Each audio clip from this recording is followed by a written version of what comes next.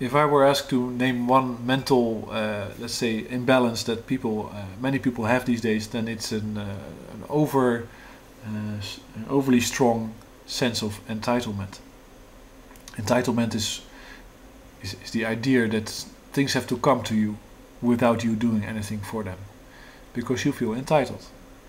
So this guy here, Lewis, he felt entitled to his job. Because of course he has had his job, and he doesn't consider himself having done anything wrong, even though he drove the Bank of America into the ground. He feels entitled, and he radiates that to other people. He looks at you. If you look at the pictures, he looks very arrogant and very, who the fuck are you to tell me how much money I should make and if I should have this job or not? And that's a misconception. That's just something wrong in his mind, because he's not there for himself and he's nothing special. He's just like any other guy. You can find I think at least 100,000 people exactly as capable as him. So he's not entitled to that job, and he's not determining that. The people that are are the shareholders are determining that, and because all these banks are now let's say government owned, the taxpayers are determining that. But there's many other examples of overly strong sense of entitlement, which is totally misplaced, and which is also distorting the whole thought process of certain people. Like the Republicans these days, they were in a situation once where they were in power and were doling out the money and were making the decisions, and in that situation they were entitled to a lot of respect. Even though you may not be a Republican, but that's the way, of course, they were doing an honest job with honest effects and their intentions, even though it's misguided, and they were entitled to getting their way, basically because they had a system going in which they could get their way. These days they are not, but because they can't let go of the sense of entitlement, they're blocking everything that the Democrats try to do.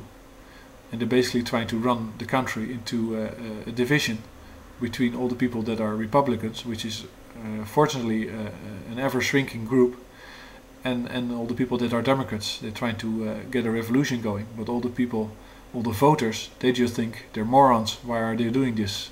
They're not helping me in a democracy if they're not voting, and if they're not putting some ideas into the bill, at least, if they're not playing the opposition.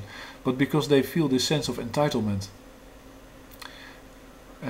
and they consider themselves not responsible to getting what they want, for getting what they want. Basically, that's it. You sit at a restaurant, and the table is dirty, and then you look at the waiter angry, and he runs over and cleans the table.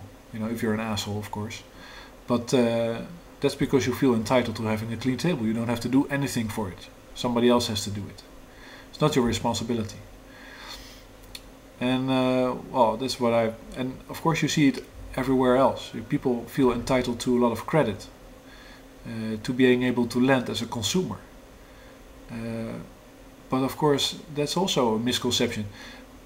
The game was played in which consumers got large amounts of credit, because that was a thing that was profitable for the person lending, because he was making money off the derivatives of packaged credit cards holders.